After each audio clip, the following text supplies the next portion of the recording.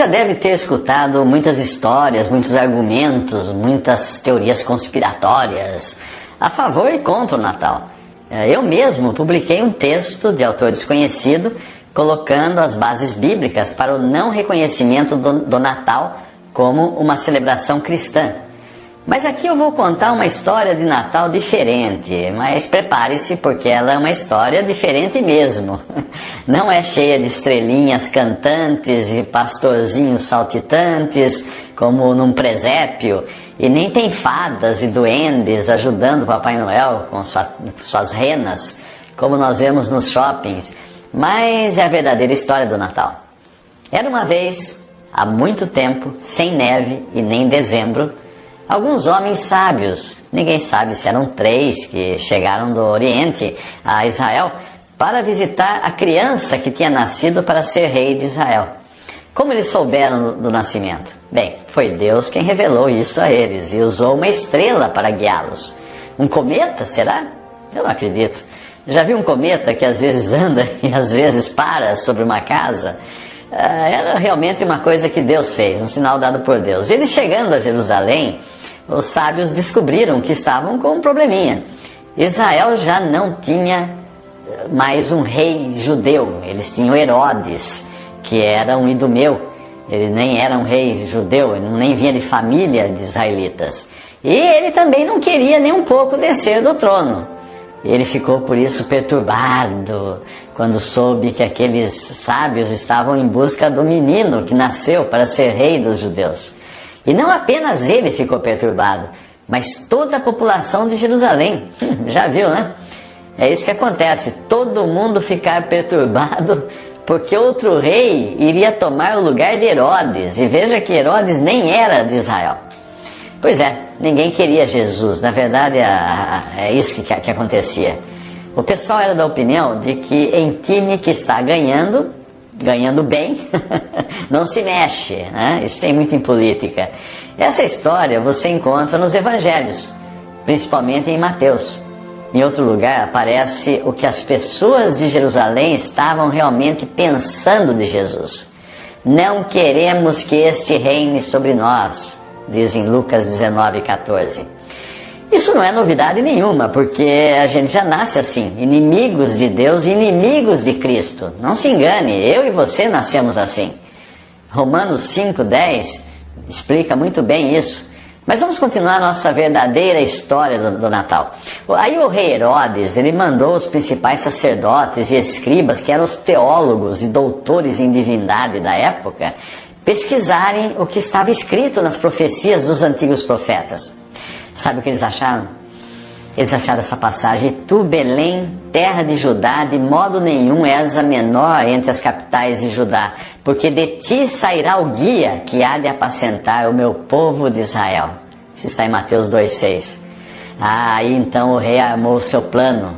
Ele perguntou aos sábios que haviam chegado procurando a criança, que na verdade a palavra sábio ali a interpretação correta é sábio para a palavra que aparece no Evangelho como magos, né? Não eram magos no sentido de quem faz magia ou quem faz shows de mágica, não.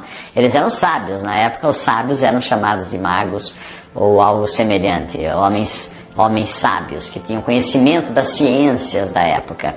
Então Herodes perguntou aos sábios quando foi que eles viram a estrela, para ele poder calcular direitinho a data de nascimento do novo rei. E ele pediu também que os sábios avisassem quando encontrassem a criança. Por quê, né, que ele queria? Herodes disse que queria ir até lá adorar o menino, mas nada, o que ele queria mesmo era matar a criança. Você já percebeu como a história da paixão e morte de Cristo começou muito tempo antes daquela cruz?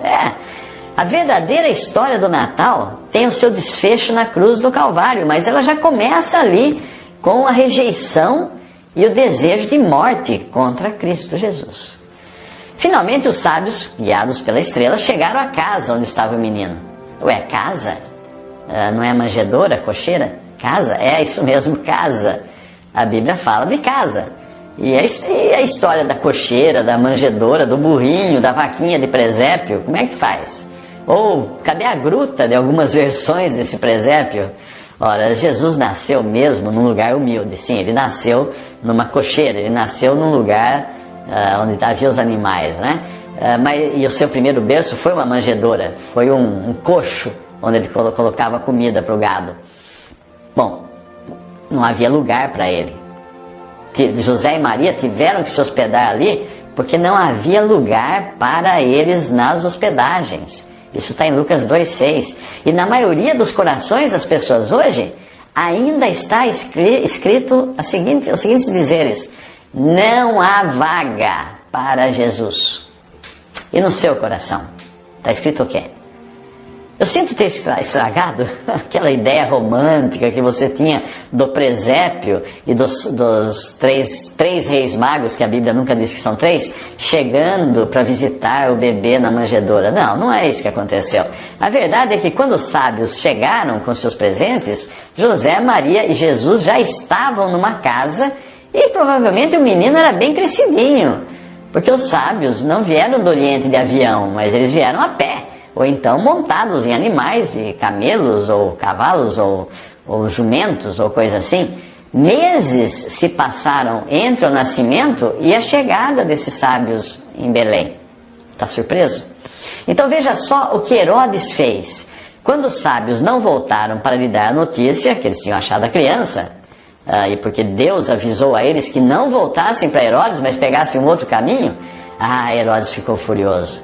Tão furioso que mandou seus guardas a Belém para matarem todos os meninos da cidade e dos arredores com idade até 2 anos. Isso mesmo, todos os meninos de Belém e vizinhança com idade até 2 anos. Por quê? Porque era a idade que se calculava que Jesus estaria naquele momento. Aquelas crianças não receberam a visita de Papai Noel com um saco de presentes, mas receberam a visita dos soldados de Herodes para matá-las com espadas e lanças. O primeiro e verdadeiro Natal foi um infanticídio, foi um extermínio em massa de crianças até 2 anos de idade. Essa é a verdade. Enquanto isso, avisados por Deus, José e Maria fugiam para o Egito, levando o menino Jesus, que devia ter até 2 anos de idade. Você já percebeu que o mundo daquela época não desejava nem um pouco Jesus, nem Herodes, nem o povo, nem os sacerdotes, os escribas, os teólogos da época, nem os soldados, ninguém queria Jesus. Você percebe que são as mesmas classes hoje de pessoas, governo, povo, religião, sábios, militares, teólogos, que aparecem na cena da crucificação depois? Sim, são eles. Leia o final do Evangelho de Lucas, você vai ver que todas essas classes de pessoas estavam lá na hora da crucificação, gritando: crucifica-o, crucifica-o. Nem o mundo, nem as pessoas mudaram nesses 2000 anos. Você pensa que hoje essas pessoas não são diferentes? Não queremos que este reine sobre nós. É o brado de Lucas 19:14. Esse brado continua sendo o que a maioria das pessoas realmente diz para Jesus. Eu não quero Ele como meu Senhor, como meu Salvador. Na nossa época, as pessoas continuam também matando crianças. E às vezes até para garantir o presente de Natal. Olha que interessante, matar criança para garantir um presente de Natal.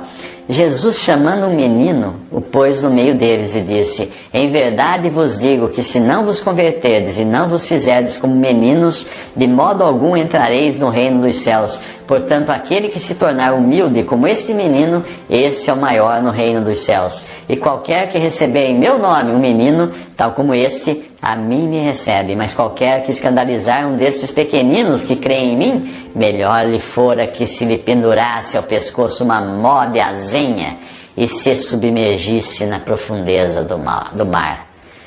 Mateus 18, de 2-6, é isso mesmo. Esse mundo não é nenhuma Disneylândia. As pessoas não mudaram e nem vão mudar, a menos que... Bem, o evento mais importante da vinda de Jesus a este mundo não foi o seu nascimento, mas foi a sua morte.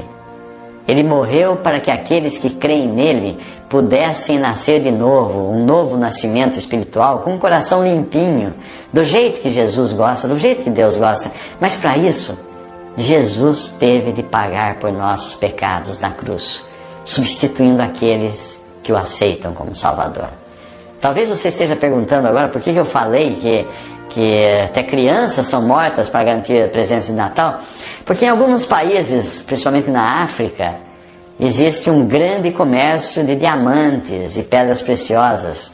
E as disputas para ficarem com essas minas entre os diferentes grupos tribais ou grupos do governo inclui, por alguns grupos, decepar as mãos de crianças e matar crianças daqueles que das aldeias próximas às minas. Isso você encontra bastante informações sobre isso na internet.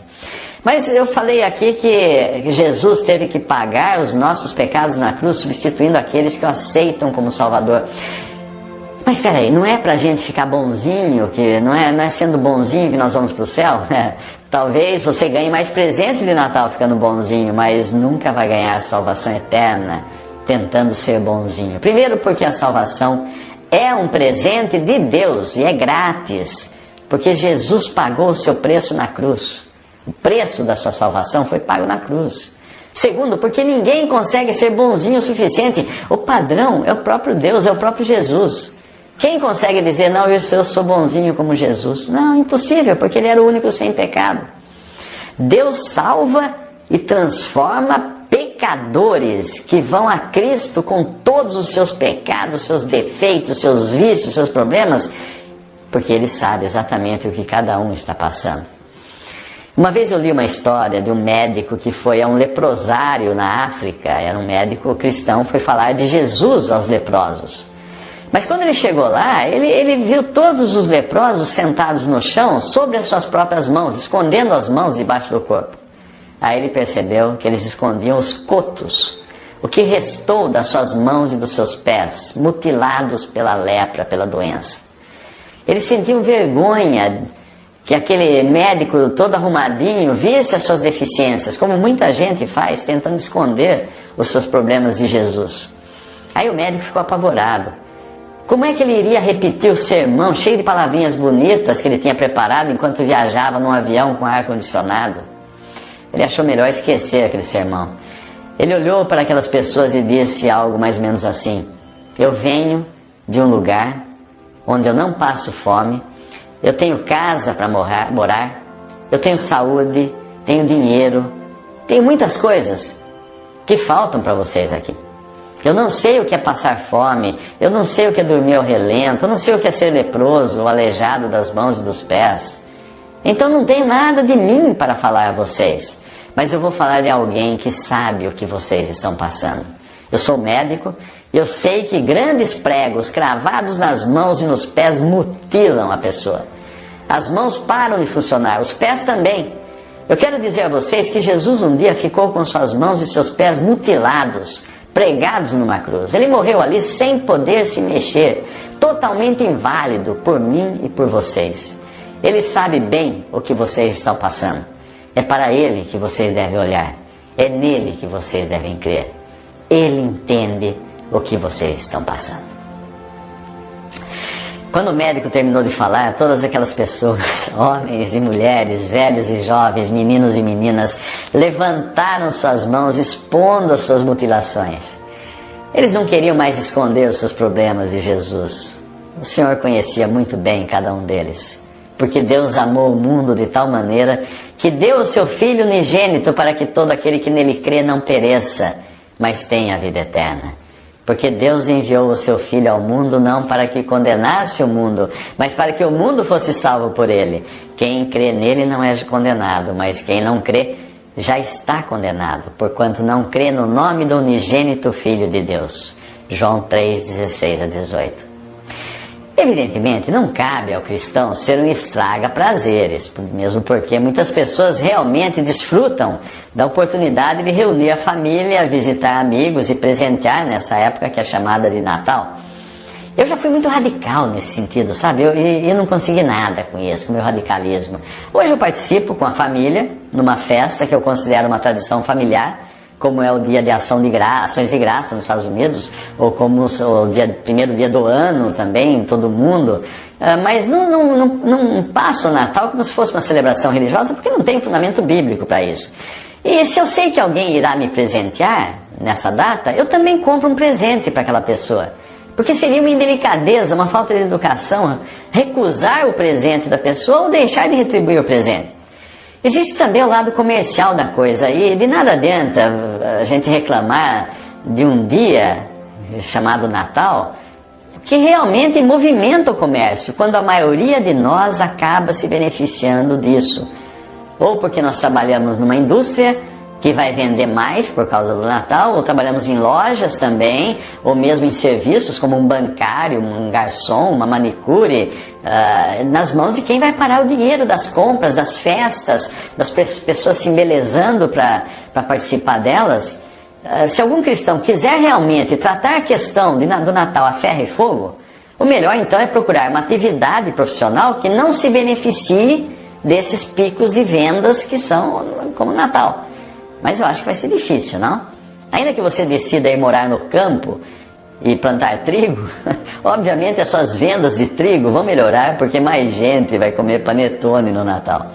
Apesar da sua falta de fundamento bíblico, como festa religiosa, nós não podemos deixar de nos lembrar de que o Natal é também uma excelente oportunidade de pregar o Evangelho, porque tem muita gente que se sente triste nessa época, se sente melancólica. Então, se você realmente deseja fazer uma diferença na época do Natal, faça algo positivo, algo construtivo. Ao invés de sair por aí queimando a árvore de Natal, recusando presentes ou batendo com a Bíblia na cabeça do Papai Noel, pregue o Evangelho. As pessoas estão mais sensíveis, as pessoas estão tristes, muitos estão tristes nessa época. Pregue o Evangelho para elas. Não tente ficar explicando coisas do passado, de que não, que foram pegar a árvore de Natal de não sei que religião, de que a data não sei o quê. Pregue o Evangelho para essas pessoas. Mostre o Salvador, mostre porque ele veio e porque ele morreu. Mostre para a pessoa porque ele morreu, por ela, para salvá-la. Eu creio que aí o seu Natal vai ser muito mais proveitoso e vai trazer muito mais glória a Deus. Não estou dizendo para você celebrar isso como uma festa religiosa, mas aproveite a oportunidade. Faça como Paulo. Paulo entrou naquele meio de tanta idolatria, de tantos ídolos, tantas imagens de deuses gregos, e ao invés de ele ficar batendo na cabeça dos gregos com a Bíblia, ele descobriu que tinha um monumento lá, um pedestal sem nenhuma imagem, que era dedicado ao Deus desconhecido. Aí ele pega e fala o seguinte para ele assim: olha, você sabe esse Deus desconhecido? Eu vim falar dele para vocês. E aí ele começa a falar do Deus verdadeiro para aqueles gregos, ao invés de perder tempo falando dos milhares de deuses falsos que ele tinha. Então pregue o Evangelho nessa época, aproveite, dê um presente para alguém e dê também um folheto evangelístico, um livro que fale do Evangelho, alguma coisa assim. Você vai ser mais produtivo e mais útil para a glória de Deus.